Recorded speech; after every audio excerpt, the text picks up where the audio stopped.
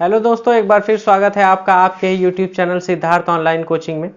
Part 1 में हम लोग पढ़ चुके हैं इसमें नंबर सिस्टम, संख्या पद्धति। और अगर आप नहीं देख पाए तो उसे वहां से देख सकते हैं। आज हमें पढ़ना है संख्याओं के प्रकार, टाइप्स ऑफ नंबर्स।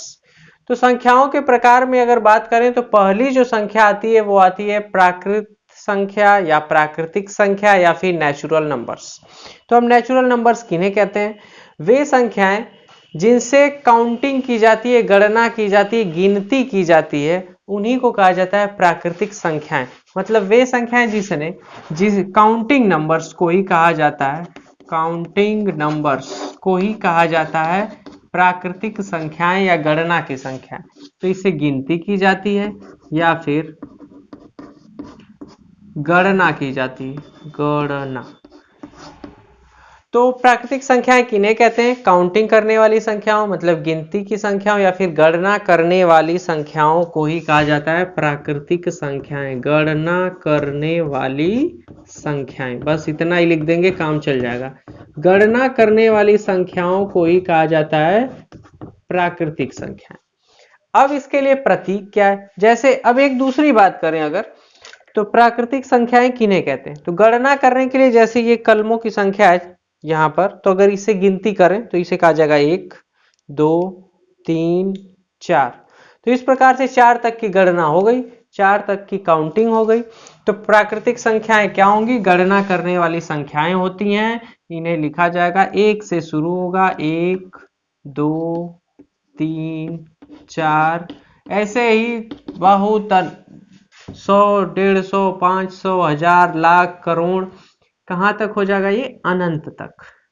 तो गणना करने वाली संख्याएं या जिससे किन्हीं चीजों को गिना जाता है उन्हें ही कहा जाता है प्राकृत या प्राकृतिक संख्याएं। अब प्राकृतिक संख्याओं की अंग्रेजी है नेचुरल नंबर, इसलिए प्राकृतिक संख्याओं को दर्शाया जाता है कैपिटल एन से।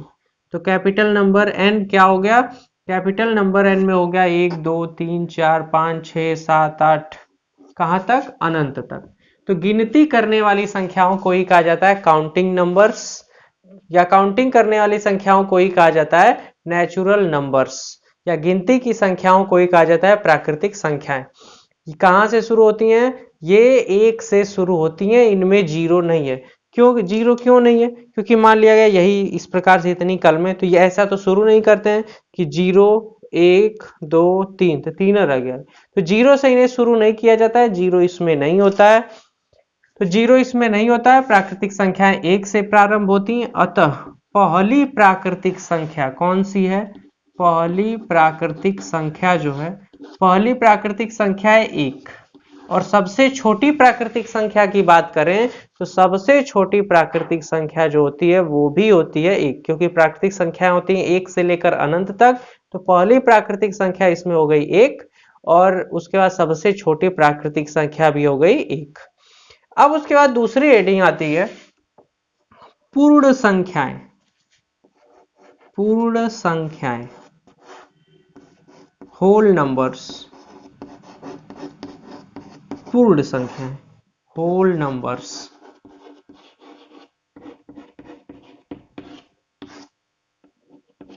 अब पूर्ण संख्याएं क्या होगा? अगर परिभाषा से इसे पढ़ा जाए तो परिभाषा से अगर पढ़ा जाए तो पढ़ा क्या जाएगा कि पूर्ण संख्याएं अगर प्राकृतिक संख्याओं में जीरो को सम्मिलित कर लिया जाए तो इन संख्याओं को कहा जाता है पूर्ण संख्याएं, और इन्हें प्रस्तुत किया जाएगा W से। कहां से शुरू होंगी? 0 1 2 3 up to dot dot dot, उसी तरह अनंत की तरह। तो अगर प्राकृतिक संख्याओं में अगर शून्य को ऐड कर लिया जाए, शून्य को जोड़ लिया जाए, तो ये होती हैं पूर्ण संख्याएं। अब इसकी संकल्पना हुई कैसे? जैसे मान लिया गया ये कोई पेड़ है,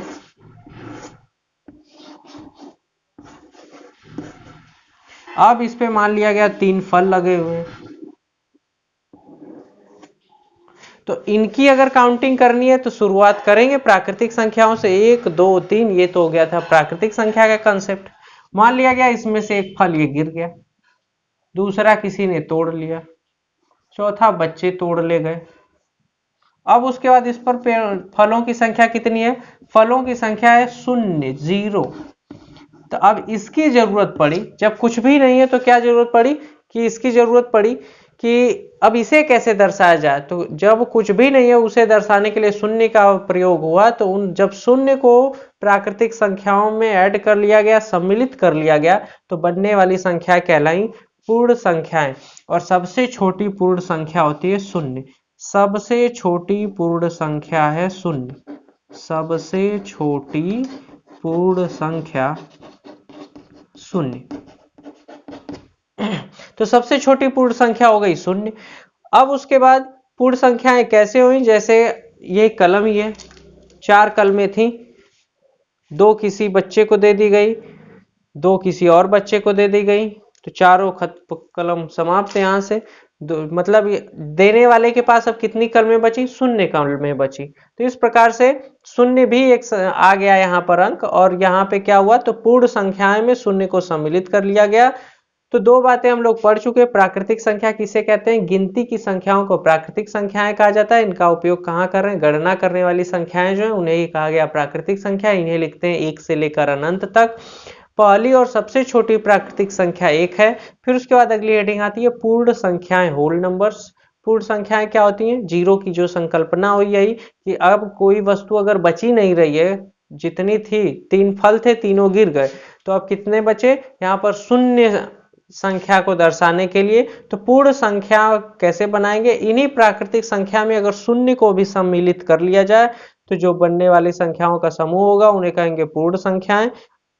अतः सबसे छोटी पूर्ण संख्या जो हुई वो कौन हो गई, शून्य हो गई। अगली हेडिंग पढ़ते हैं हम, पूर्णांक क्या है। पूर्णांक जो तीसरा हेडिंग आता है हम लोगों का वो आता है पूर्णांक, इंटीजर्स। तीसरी हेडिंग पूर्णांक।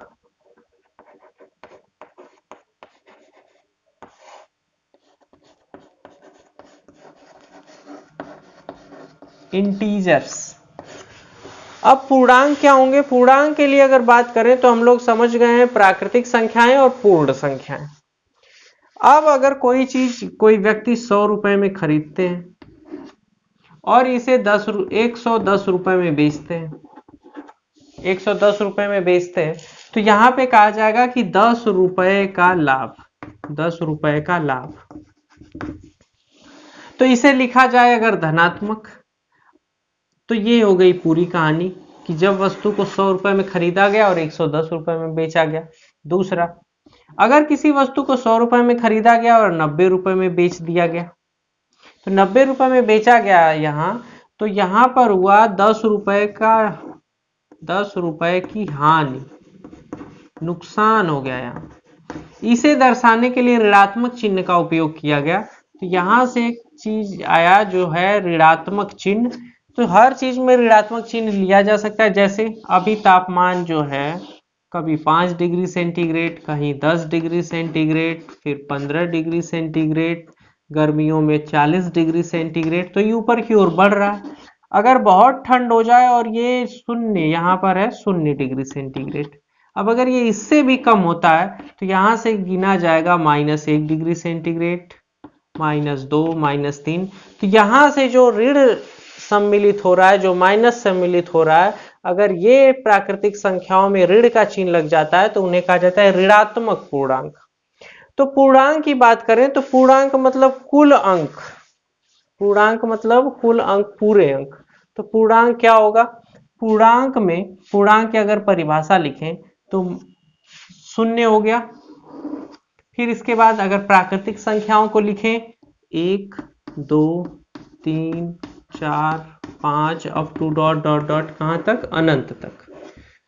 तो 1 से लेके अनंत तक हो गया, इसमें 0 हो गया। 0 से अगर ऋणात्मक दिशा में बढ़ते हैं तो अब आएगा -1, -2, -3, कहां तक आएगा, अनंत तक।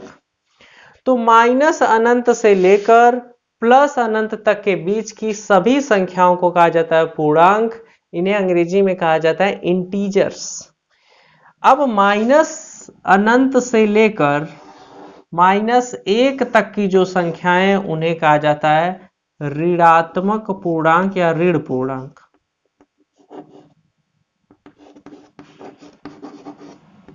ऋणात्मक पूर्णांक। अब 1 से लेके अनंत तक की, प्लस अनंत तक की संख्याओं को कहा जाता है धनात्मक पूर्णांक। मतलब ये प्राकृतिक संख्याएं हैं। शून्य न तो धनात्मक है और न ही ऋणात्मक पूर्णांक। शून्य न तो धनात्मक पूर्णांक है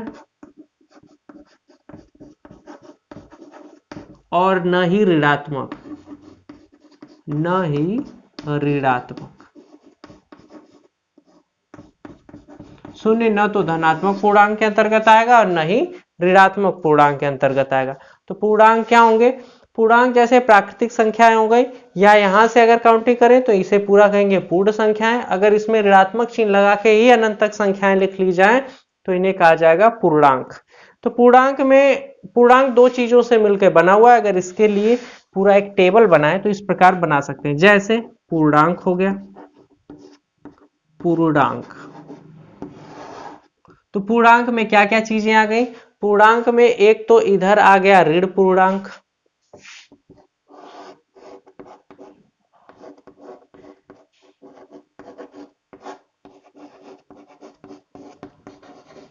ऋण पूर्णांक। इधर आ गया धन पूर्णांक, और ये शून्य बच गया। अगर शून्य को इन सब में मिला दिया जाए, मान लिया गया यहां से अगर काउंट करें तो यहां से यहां तक तो प्राकृतिक संख्या है, और यहां से यहां तक की अगर बात करें तो ये पूर्ण संख्याएं। तो पूर्णांक किन चीजों से मिलकर बना? एक तो ये पूर्ण संख्या, दूसरा ऋण पूर्णांक से। तो ऋणात्मक या ऋण पूर्णांक हो गया। और उधर क्या है? ये यहां से यहां तक मतलब पूर्णांक, मतलब प्राकृतिक संख्याओं में शून्य को मिला लिया गया है, तो ये क्या हो गई? पूर्ण संख्याएं हो गई। तो ऋण पूर्णांक और इधर हो गया पूर्ण संख्याएं, पूर्ण संख्याएं। अब पूर्ण संख्याएं किससे मिलकर बनी होती हैं? पूर्ण संख्याएं ये शून्य से मिलकर बनी होती हैं, और शून्य के साथ साथ प्राकृतिक संख्याएं। तो पूर्ण संख्याएं किससे? शून्य। इधर इसमें कौन मिला हुआ होगा? और होगा प्राकृतिक संख्याएं या प्राकृत संख्याएं। तो तीन बातें हो गई। एक तो हो गया प्राकृतिक संख्याएं किन्हें कहते हैं, फिर दूसरी बात हो गई कि पूर्ण संख्याएं, होल नंबर्स किससे कहते हैं। तो होल नंबर में जीरो, अगर प्राकृतिक संख्याओं में शून्य को सम्मिलित कर लिया जाए तो उन्हें कहेंगे होल नंबर्स। और तीसरी हेडिंग हो गई पूर्णांक, मतलब माइनस अनंत से लेकर प्लस अनंत तक की कुल संख्याओं को, या बीच में पड़ने वाले कुल अंकों को, कुल संख्याओं को ही कहा जाएगा पूर्णांक। अब अगर अगली हेडिंग की बात करें तो अगली हेडिंग मान लिया गया, चौथा हेडिंग है, पढ़ते हैं हम लोग सम संख्याएं किन्हें कहते हैं। सम संख्याएं, इवन नंबर्स। तो सम संख्याओं की अगर बात करें, चौथा हेडिंग हो गया सम संख्याएं।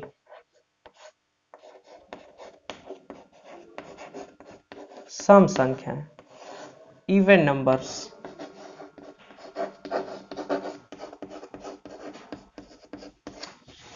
इवन नंबर्स क्या होंगे? इवन नंबर्स वो संख्याएं होंगी जो दो से पूर्ण रूप से कट जाए।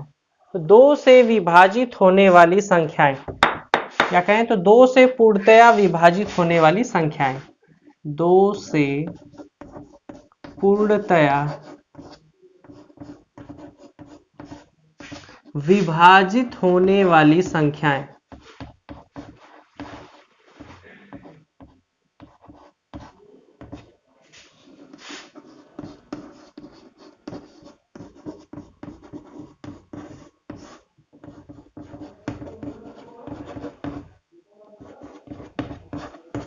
तो सम संख्याएं किन्हें कहते हैं? तो दो से पूर्णतः विभाजित होने वाली संख्याओं को सम संख्याएं कहा जाता है, या वे संख्याएं जो दो से पूर्णतः विभाजित हो जाएं सम संख्याएं कहलाती हैं।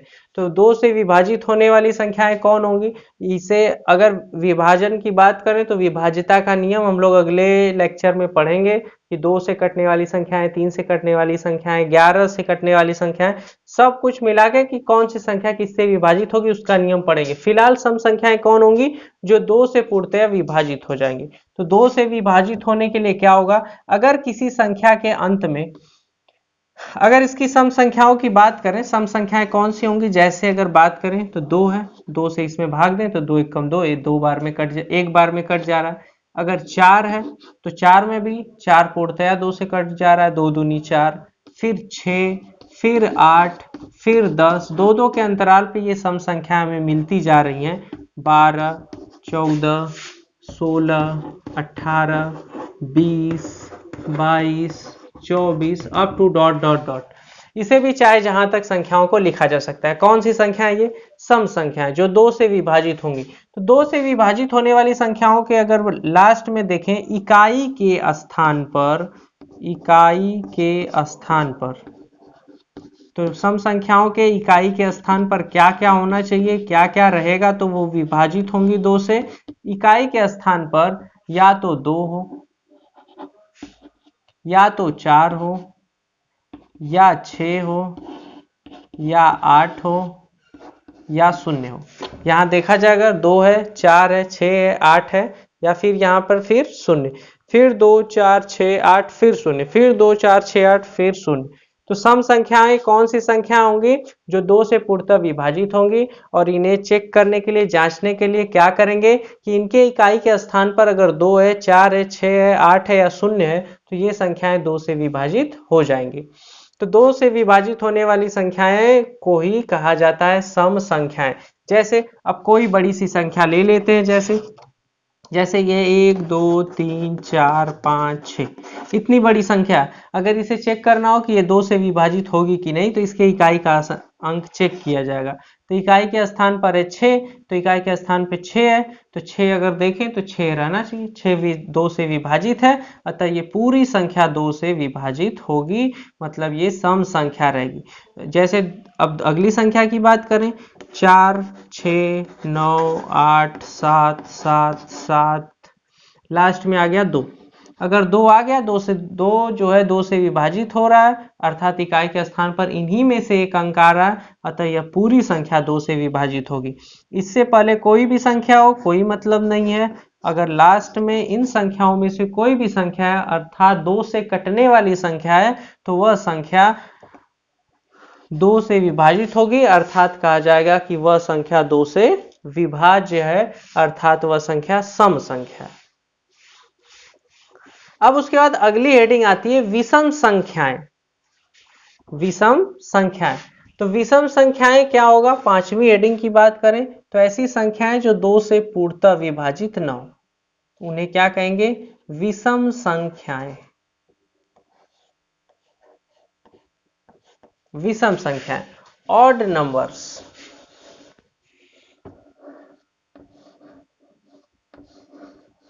ऑड नंबर्स क्या होंगे? ये जो वे संख्याएं जो 2 से पूर्णतया विभाजित न हो, 2 से पूर्णतया विभाजित न हो, क्या कहेंगे? तो वे संख्याएं जो 2 से पूर्णतया विभाजित न हो, उन्हें कहा जाएगा विषम संख्याएं। तो विषम संख्याएं कौन होंगी? अगर लास्ट में 2 रहेगा, 4 रहेगा, 6 रहेगा, 8 रहेगा, 0 रहेगा, तो वो सम संख्या हो जाएंगी। तो विषम संख्याएं कहां से शुरू होंगी? विषम संख्या हो जाएगी 1, 2 से विभाजित नहीं होगी, फिर हो जाएगी 3, फिर हो जाएगी 5, 7, 9, 11, 13, 2 2 ऐड करते जाएं, ये सब संख्याएं 2 से विभाजित नहीं हो रही हैं, अर्थात ये सभी संख्याएं विषम संख्याएं हैं। तो विषम संख्याएं कौन सी संख्याएं रहेंगी? जिनके इकाई के स्थान पर या तो 1 आ जाए, अर्थात 2 से न कटने वाला अंक है, 1 3 5 7 9, अगर ये सब चीजें आती हैं तो वह संख्या कही जाएगी विषम संख्या। तो विषम संख्या की अगर बात करें, जैसे अगर कई अंकों से मिलाकर संख्या बनाएं, तो संख्या बना दी 1 2 4 6 8 9, तो ये किस प्रकार की संख्या रहेगी? विषम संख्या, क्योंकि इसके इकाई के स्थान पर आ गया है 9, और 9 में 2 से भाग नहीं जाएगी, तो इकाई के स्थान पर अगर 2 से भाग नहीं जाएगी तो वो संख्या रहेगी विषम संख्या। तो विषम संख्या कौन सी संख्या होगी? जो 2 से पूर्णतया विभाजित न हो, कुछ न कुछ उसमें एक शेष बच जाए, तो उसे कहेंगे विषम संख्या। अगर यही 9 की जगह अगर 8 हो जाए तो ये हो जाएगा सम संख्या, क्योंकि 8 में 2 का भाग चला जाएगा, अर्थात ये पूरी संख्या 2 से विभाजित हो जाएगी। अगर यहाँ हो जाए 7, तो 7 में 2 का भाग नहीं जाएगा, ये पूरा विभाजित नहीं होगा 7, अर्थात ये पूरी संख्या 2 से विभाजित नहीं होगी, अतः इसे कहा जाएगा विषम संख्याएं। तो विषम संख्या के लिए शर्त यही है कि लास्ट में जो है 1, 3, 5, 7, 9 में से कोई न कोई एक अंक होना चाहिए, तो उस संख्या को कहेंगे विषम संख्याएं। अगली हेडिंग की बात करें तो अगली हेडिंग हमें जो पढ़ना है वो पढ़ना है पूर्ण वर्ग संख्याएं। पूर्ण वर्ग संख्याएं।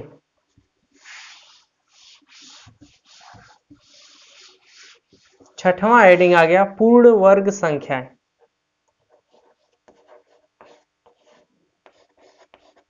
पूर्ण वर्ग संख्याएं, परफेक्ट स्क्वायर नंबर्स।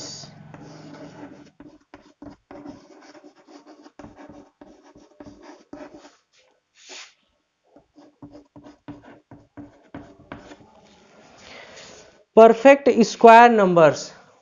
तो परफेक्ट स्क्वायर नंबर पूर्ण वर्ग संख्याओं की बात करें तो ऐसी संख्याएं जिनका वर्गमूल निकाला जा सके, जिनका वर्गमूल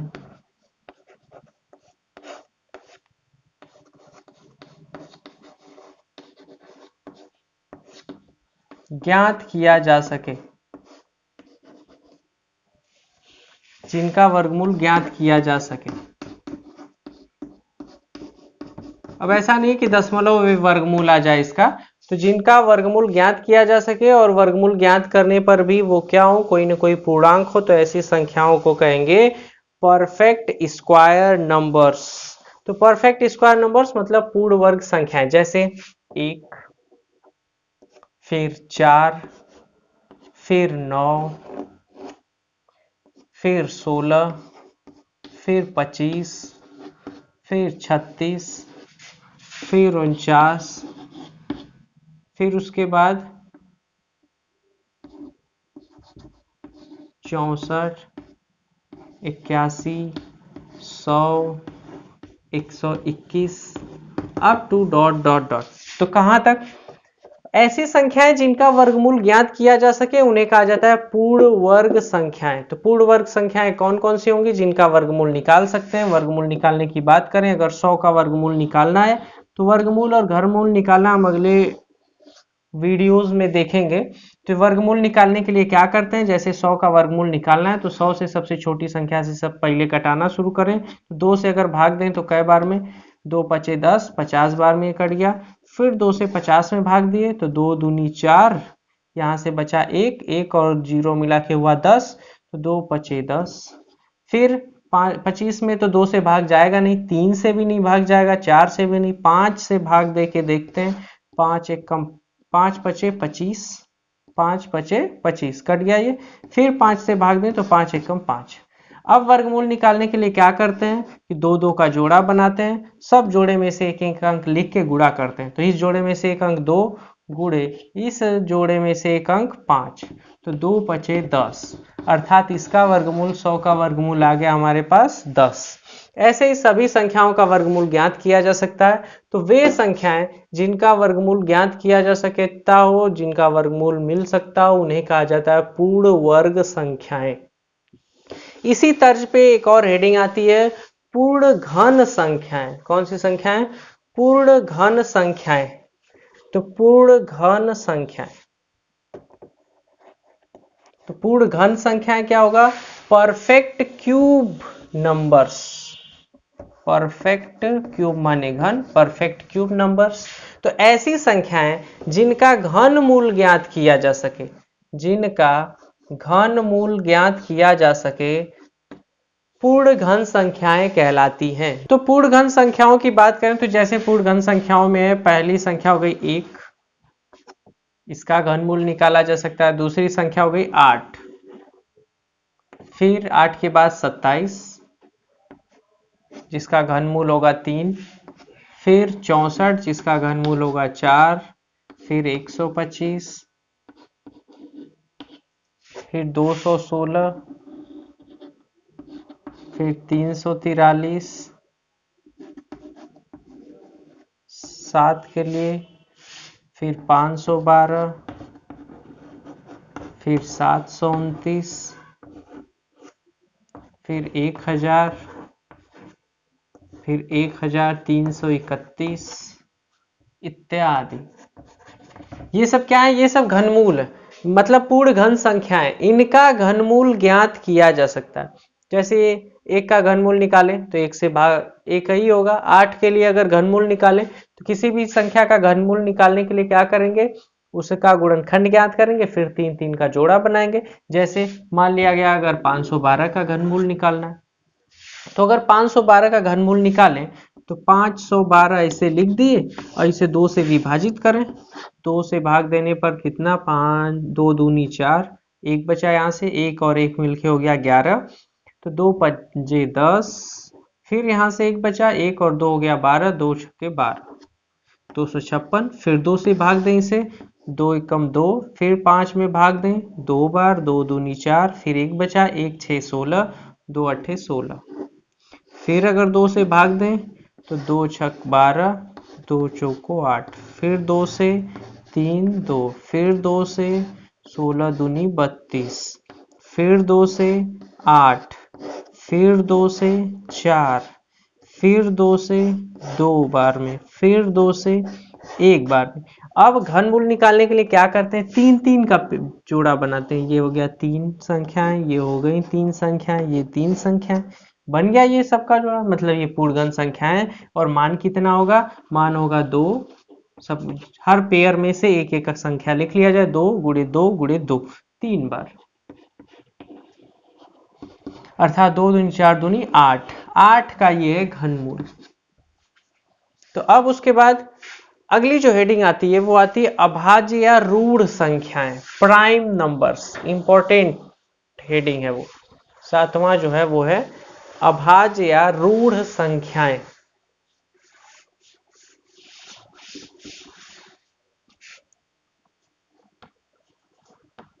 अभाज्य,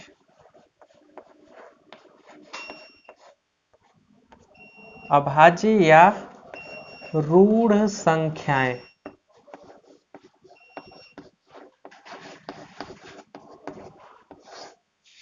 प्राइम नंबर्स।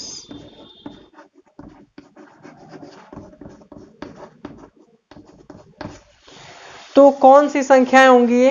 अभाज्य या रूढ़ संख्याएं वे संख्याएं होंगी जिसके केवल 2 गुणनखंड हो। सबसे बड़ी परिभाषा यही है। अभी बात करते हैं कैसे। जिसके केवल 2 गुणनखंड हो, जिसके केवल 2 गुणनखंड हो, 2 गुणनखंड हो, 2 फैक्टर्स हो। अब कौन कौन से फैक्टर रहेंगे? एक तो फैक्टर रहेगा एक तो उसका फैक्टर रहेगा 1, तथा दूसरा जो उसका गुणनखंड रहेगा, जो दूसरा उसका फैक्टर रहेगा, तथा वह संख्या स्वयं, वह संख्या स्वयं। दूसरे शब्दों में इसे कह सकते हैं कि ऐसी संख्या जो केवल एक या फिर स्वयं से विभाजित हो वही कहलाती है अभाज्य संख्या या फिर प्राइम नंबर्स। तो ऐसा अगर कहा जाए तो ऐसा एक के लिए भी लागू होगा, क्योंकि एक ऐसी संख्या है जो स्वयं से भी विभाजित हो जा रही है और एक से भी विभाजित हो जा रही है, लेकिन यह अभाज्य संख्या नहीं है। पहली अभाज्य संख्या है 2।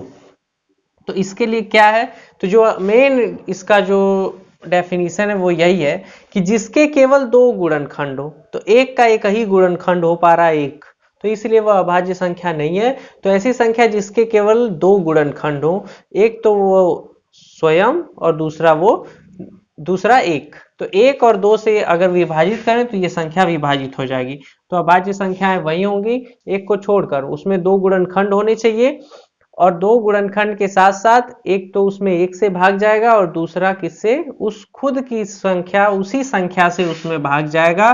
तो इन संख्याओं को कहा जाएगा अभाज्य संख्याएं, प्राइम नंबर्स। इनकी अगर शुरुआत से देखा जाए तो कौन सी अभाज्य संख्या? 2 है। 2 के गुणनखंड की बात करें तो 2 का एक गुणनखंड है 1 और दूसरा गुणनखंड है 2। 3 की अगर बात करें तो 3 में 1 से भाग जाएगा और फिर 3 से भाग जाएगा। अगर 4 यहां लिख दें तो 4 में 1 से भी भाग जा रहा है 2 से भी भाग जा रहा है, 2 दूनी 4, और 4 से भी भाग जा रहा है, इसके 3 गुणनखंड हो गए, अतः यह अभाज्य संख्या नहीं है, तो 4 नहीं रहेगा। अगली अभाज्य संख्या की ओर चलते हैं, तो अगली अभाज्य संख्या हो जाएगी 5। 5, फिर उसके बाद 6 भी नहीं, 7, फिर 8 में भी 2 से भी कट जाएगा, 4 से भी कट जाएगा, 1 से भी कट जाएगा, 8 से भी कट जाएगा, तो 8 भी नहीं है। तो अभाज्य संख्याओं की अगर लिस्ट बनाएं तो 2, 3, 5, 7 के बाद 11, 11 के बाद 13, 13 के बाद 17, 17 के बाद 19, 19 के बाद 23। अगर इनकी काउंटिंग करें तो 2, 2, 4, 2, 6, 2, 8, 1, 9, अर्थात एक प्रश्न पूछा जाता है कि 1 से 25 तक, 1 से 25 तक अभाज्य संख्याओं की संख्या, तो कितनी अभाज्य संख्याओं की संख्या है? 9। 9 प्राइम नंबर्स हैं, अभाज्य संख्याएं हैं। तो अभाज्य संख्या हम समझ गए जिसके केवल 2 गुणनखंड होने चाहिए, अर्थात 2 गुणनखंड में कौन कौन से? एक तो वो 1 से विभाजित होगी, दूसरी वह स्वयं से विभाजित होगी। तो जैसे 2, 3, 5, 7, 11, 13, 17, 19, 23। अब बात करते हैं सबसे छोटी अभाज्य संख्या की। एक प्रश्न पूछा जाता है सबसे छोटी अभाज्य संख्या, तो सबसे छोटी अभाज्य संख्या है 2। सबसे छोटी अभाज्य संख्या 2, तो सबसे छोटी भी अभाज्य संख्या हो गया, सबसे छोटी, तो सबसे छोटी अभाज्य संख्या हो गया 2। और पूरे अभाज्य संख्याओं की बात करें, पूरे होल प्राइम नंबर्स की बात करें, तो केवल 2 ही ऐसी अभाज्य संख्या है जो सम है, तो केवल 2 ही सम अभाज्य संख्या है, क्योंकि 2 सम है, तो 2 सम है, 2 में 2 से भाग चली जा रही है, अर्थात यह सम संख्या है। तो पूरे अभाज्य संख्याओं में केवल 2 ही है जो सम संख्या भी है और अभाज्य संख्या है, बाकी सभी जो अभाज्य संख्या है वो विषम संख्याएं होंगी। तो 1 से 25 तक अभाज्य संख्याओं की संख्या की बात करें तो 9 अभाज्य संख्याएं, उसके बाद 26 से 50 तक अगर अभाज्य संख्याओं की बात करें तो 26 से 50 तक जो अभाज्य संख्याओं की संख्या है वो है 6 अभाज्य संख्याएं। कौन कौन सी हैं? तो 25 के बाद 26, 27, 28, 29, 29 के बाद 31, 31 के बाद 37,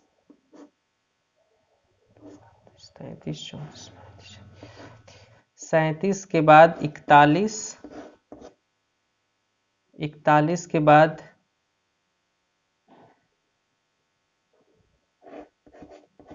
43, 43, और एक और संख्या बच रही है 47। तो ये पूरी संख्याएं हो गई कहां से कहां तक? 26 से लेकर 50 तक की अभाज्य संख्याओं की संख्या हो गई 6, 29, 31, 37, 41, 43 और 47। अब बात करते हैं 51 से लेकर 100 तक की अभाज्य संख्याओं की, तो इनकी संख्या है 10 अभाज्य संख्या है। ये लिख नहीं रहे, लिख के देख सकते हैं, जो 1 से कटेंगे या फिर स्वयं से।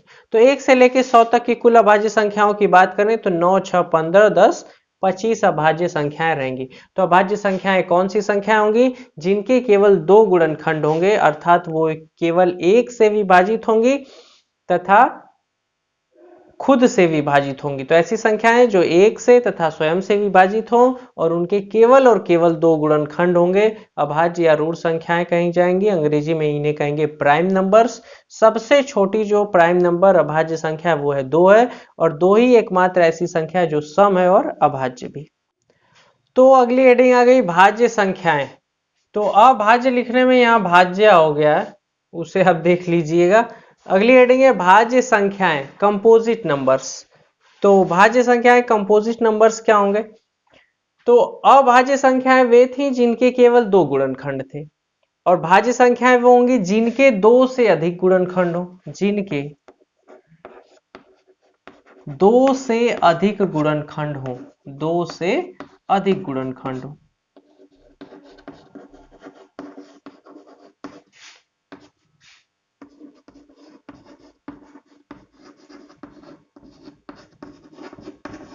Those numbers who have more than 2 factors, तो ऐसी संख्याएं जिनके 2 से अधिक गुणनखंड हो, फैक्टर्स हो, वही कहलाती हैं भाज्य संख्याएं। तो अभाज्य में क्या होगा, जिनमें केवल 2 गुणनखंड हो, एक और वह स्वयं वह संख्या। अब इनमें क्या होगा कि 2 से अधिक गुणनखंड हो, जैसे अगर 4 की बात करें, 4 के कौन कौन गुणनखंड है, 4 में 1 से भी भाग जा रही है, 4 में 2 से भी भाग जा रही है, 4 में 4 से भी भाग जा रही है, अर्थात इसके 3 गुणनखंड हो गए, तो यह कौन सी संख्या होगी, भाज्य संख्या होगी। फिर उसके बाद नेक्स्ट 4 के बाद 6 में भी 1 से भी भाग जा रहा है, 2 से भी भाग जा रहा है, 3 से भी भाग जा रहा है, 6 से भी भाग जा रहा है, तो इसके 4 गुणनखंड हो गए, 2 से अधिक है, तो ये भी क्या हो गई, भाज्य संख्या हो गई। फिर 9, फिर 12, फिर 16, 20, 18, 25, इस प्रकार से सभी संख्याएं क्या होंगी, भाज्य संख्याएं होंगी, कंपोजिट नंबर्स होंगी। या फिर दूसरी डेफिनेशन ये भी दे सकते हैं कि अभाज्य संख्याओं को छोड़कर जो संख्याएं बचती हैं वही कहलाती हैं भाज्य संख्याएं, और इनके क्या होंगे, 2 से अधिक गुणनखंड होंगे। तो 2 से अधिक गुणनखंड, जैसे 16 की ही बात की जाए तो 16 के कौन कौन गुणनखंड है, 16 गुणनखंड 1 है, 1 से भी भाग चली जाएगी, 2 से भी भाग चली जाएगी, 3 से नहीं जाएगी, 4 से भी भाग चली जाएगी, फिर 8 से भी, फिर 16 से भी। तो इसके कितने गुणनखंड हो गए, 1 2 3 4 5, तो 5 गुणनखंड हो गए, अर्थात ये क्या होगा, ये भाज्य संख्या है, कौन, 16। इसी प्रकार जिसके 2 से अधिक गुणनखंड रहेंगे वो सब संख्याएं कही जाएंगी भाज्य संख्याएं। अब दूसरी हेडिंग आती है अभाज्य संख्याएं। तो अभाज्य संख्याओं के बाद हम लोग पढ़ लिए भाज्य संख्याएं, अब अगली हेडिंग पढ़ते हैं अभाज्य संख्याएं। अभाज्य संख्याएं,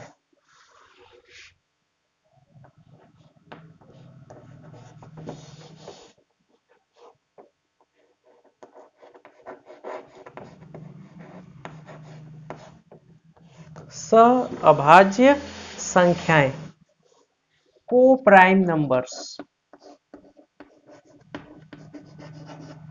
को प्राइम नंबर्स, अभाज्य संख्याएं। तो कौन सी संख्याएं अभाज्य होंगी, जिनमें कोई उभयनिष्ठ मतलब कॉमन गुणनखंड न हो। तो वे 2 संख्याएं या 3 संख्याएं या उन संख्याओं का पेयर, समूह, जोड़ा जिनका कोई उभयनिष्ठ गुणनखंड न हो। तो ऐसी संख्याएं जिनका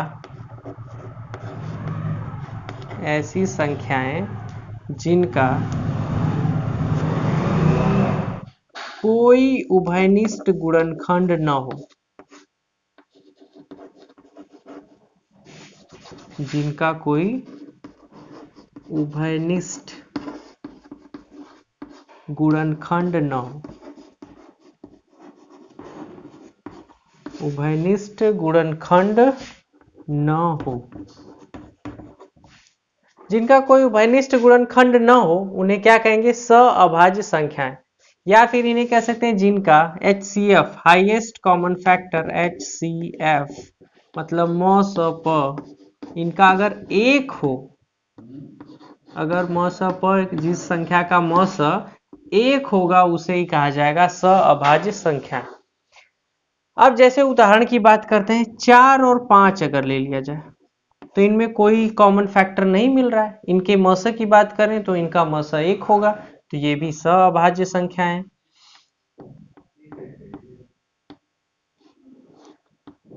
7 9 की बात करें या 7 11 की बात करें तो इनका भी मस 1 है, ये भी क्या होंगी, अभाज्य संख्या है, क्योंकि दोनों का गुणनखंड करें इन दोनों के लिए तो 7 11 हो गया, ये जिनका मस 1 हो। तो अब उसके बाद और बहुत सारी संख्याएं इस प्रकार से 13 हो सकता है, 13 14 हो सकता है, इसके साथ 15 हो सकता है। इन तीनों का जो समूह है ये भी क्या होगा, अभाज्य संख्याएं। जिनका कोई उभयनिष्ठ गुणनखंड न हो या जिनका HCF या फिर मस 1 हो उन्हें कहा जाएगा अभाज्य संख्याएं। पॉइंट है परिमेय संख्याएं, रेशनल नंबर्स। तो ऐसी संख्याएं जिन्हें p बाई क्यू के रूप में व्यक्त किया जा सकता है, जहां पर, तो लिख दे पूरी बात अगर, तो परिमेय संख्याएं वे संख्याएं होती हैं जिन्हें p बाई क्यू के रूप में व्यक्त किया जा सके, के रूप में व्यक्त किया जा सके, उन्हें परिमेय संख्याएं कहते हैं।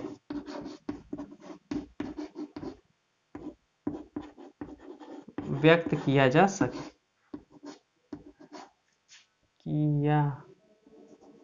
व्यक्त किया जा सके। तो ऐसी संख्याएं जिन्हें p बाई क्यू के रूप में व्यक्त किया जा सके उन्हें परिमेय संख्याएं कहते हैं। यहाँ q का मान शून्य नहीं होना चाहिए, शून्य होगा तो अनंत हो जाएगा। तो ये हो गया p बाई क्यू के रूप में जिन्हें व्यक्त किया जा सके। अब इसका उदाहरण क्या है, जैसे एक है तो एक को लिखा जा सकता है 1/1, फिर दूसरा 1/2, फिर तीसरा 1/3, 1/4। इसी प्रकार से बहुत सारी सभी संख्याएं जो इस प्रकार से भिन्नों के रूप में है, p बाई क्यू के रूप में जिन्हें लिखा जा सके उन्हें ही कहा जाएगा परिमेय संख्याएं। अब उसके बाद इसमें 22/7 भी है, 22/7। अब जो दूसरी एडिंग आती है वो आती है अपरिमेय संख्याएं, इर्रेशनल नंबर्स। अपरिमेय संख्याएं, ये हो गया अपरिमेय संख्याएं, इर्रेशनल नंबर्स। क्या होंगे ये, जिन्हें p बाई क्यू के रूप में व्यक्त न किया जा सके, जिन्हें p बाई क्यू के रूप में व्यक्त न किया जा सके उन्हें कहा जाता है अपरिमेय संख्याएं। जैसे कड़ी में अगर कोई संख्याएं लिखी हुई हैं, कड़ी में 2, कड़ी में 3, कड़ी में 5, कड़ी में 7, तो इन सब संख्याओं को कहा जाएगा अपरिमेय संख्याएं। तो परिमेय संख्याएं तो वो भी होंगी जो अगर डेसिमल में आ रही हैं, दशमलव में आ रही हैं, तो अगर एक ही अंक की बार बार पुनरावृत्ति हो रही है, जैसे 1/3 है, एक में भाग दें 3 का, 1/3 अर्थात एक में अगर 3 का भाग दें तो ये क्या हो जाएगा, 0 दशमलव बढ़ा लिए तो यहाँ शून्य लिख सकते हैं, एक शून्य लिख लिए। 3 का भाग 10 में कई बार, 3 बार, 3 तिया 9, 10 में से 9 को घटा दिए 1 बचा। अब दशमलव चूंकि बढ़ा दिया गया है तो शून्य कई बार लिखा जा सकता है, जब तक चाहें तो फिर लिख दिया गया। तो ये बार बार आ रहा है 0.3333, मतलब ये रिपीटिंग है, बार बार आवर्ती है, एक ही संख्या बार बार आ रही है। अगर रिपीटिंग नंबर आ रहा है, ये जो शांत और अशांत दशमलव सिस्टम में हम लोग पढ़े, वो रिकरिंग नॉन रिकरिंग बहुत सारे हैं, उसे हमें नहीं पढ़ना है। तो परिमेय संख्या में वो भी होगा, या तो वो कट जाए और नहीं कट पा रहा है वो, तो बार बार रिपीट हो, बार बार वही अंक, अगर उसी अंक की पुनरावृत्ति हो तो वो भी किस में आएगा, परिमेय संख्याएं में। तो ये हो गया अपरिमेय संख्याएं। परिमेय संख्याएं जो p बाई क्यू के रूप में थी, जैसे 1/3 था, या फिर जो बार बार रिपीट हो रहा है 0.333333। तो परिमेय संख्याओं में था 22/7। अपरिमेय संख्या में इंपॉर्टेंट, हर बार टेट सी टेट में पूछा जाता है, पाई कौन सी संख्या है। तो पाई जो है वो है अपरिमेय संख्या। पाई कौन सी संख्या है, पाई जो उदाहरण है, कड़ी में 3, कड़ी में 2, कड़ी में 5, इसी में लिख दिए पाई। पाई जो है वो अपरिमेय संख्या है, जबकि 22/7 परिमेय संख्या है। पाई का जो मान होता है, पाई का जो मान होता है वो होता है वृत्त की परिधि बटे व्यास। वृत्त की परिधि बटे व्यास, वृत्त की परिधि बटे वृत्त का व्यास। अगर इसका मान देखा जाए तो पाई का जो मान होता है वो होता है 3.14192653589 up to dot dot dot. तो न तो ये रिपीट होने वाला है, न तो ये कट के खत्म होने वाला है, नॉन रिपीटिंग नॉन टर्मिनेटिंग, न तो ये रिपीट होने वाला है न तो ये खत्म होने वाला है। इसका मान इससे मिलता जुलता 22/7 रख दिया जाता है। न तो ये इसका एग्जैक्ट मान है, इससे मिलता जुलता मान है, क्योंकि 22 में अगर 7 का भाग दें तो 22 में अगर 7 का भाग दें तो 7 तिया 21, क्या बचा 1, फिर दशमलव बढ़ा के शून्य उतार लिए, 7 एक कम 7, यहां से बचा 3, फिर शून्य बढ़ गया, 7 चौक 28, यहां से बचा 2, फिर शून्य लिख लिया गया, फिर 7 दूनी 14, फिर यहां से बचा 6, फिर शून्य लिख लिया गया, 7 और 8 56, देख रहे हैं इसका मान दूसरा आ रहा है और इसका जो पाई का एग्जैक्ट मान होता है ये होता है ये, तो ये दोनों एक दूसरे में डिफर कर रहे हैं, इन दोनों में अंतर है, तो पाई जो है वो है अपरिमेय संख्या और इससे मिलता जुलता मान इसका रखें 22/7।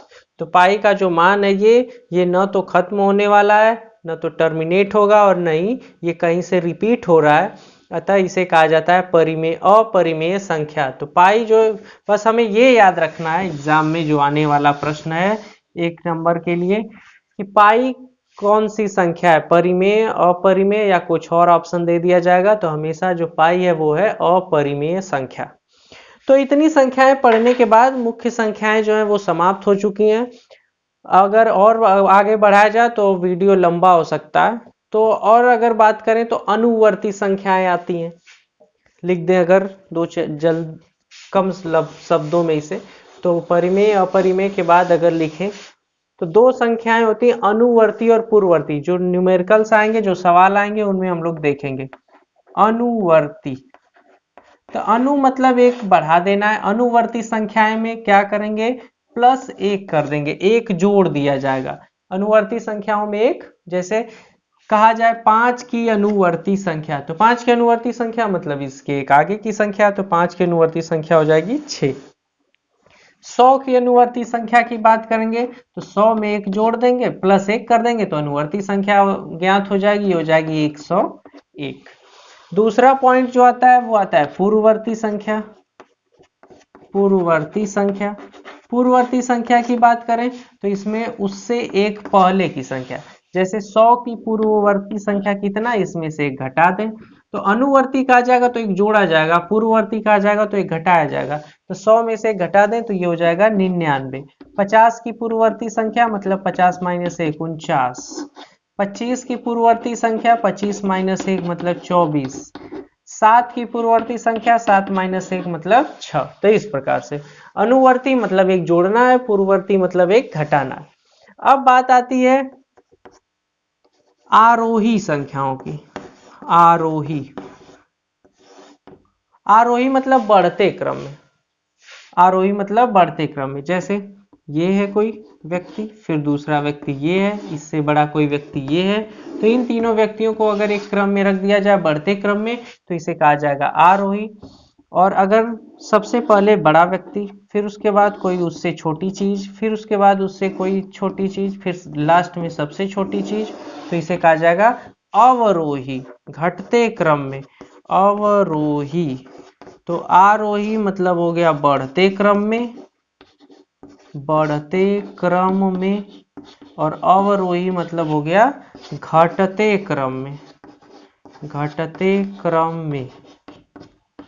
तो अगर किसी, मान लिया गया कोई यहाँ सवाल दिया गया है, कुछ संख्याएं दी गई हैं 2 7 8 6 3 9 11, इन्हें आरोही क्रम में लिखना है। किस क्रम में लिखना है, आरोही। तो आरोही मतलब होता है बढ़ते क्रम में, तो बढ़ते क्रम में मतलब असेंडिंग ऑर्डर, तो असेंडिंग ऑर्डर मतलब सबसे पहले कम को लिखेंगे, सबसे कम को सबसे पहले, फिर उसके बाद उससे बड़ा, फिर उसके बाद उससे बड़ा, फिर लास्ट में सबसे बड़ा, मतलब आरोही मतलब बढ़ते क्रम में। तो 2, 2 के बाद 3, 3 के बाद 4 है नहीं, 5 भी नहीं है, 6, फिर 7, फिर 8, फिर 9, फिर 11, ये हो गया आरोही क्रम। अवरोही क्रम में मतलब लिखना होगा तो डिसेंडिंग ऑर्डर, घटते क्रम में लिखेंगे। तो अवरोही क्रम में क्या हो जाएगा, सबसे पहले 11, फिर 9, फिर 8, फिर 7, फिर 6, फिर 3, फिर 2। इस प्रकार से ये जो संख्याओं के प्रकार हैं वो खत्म हुआ। अगली बार हम लोग पढ़ने वाले हैं विभाज्यता का नियम, और उसके तुरंत बाद करेंगे न्यूमेरिकल्स, जो कि टेट में, सी टेट में और सुपर टेट में पूछे जाने वाले इंपॉर्टेंट सवाल।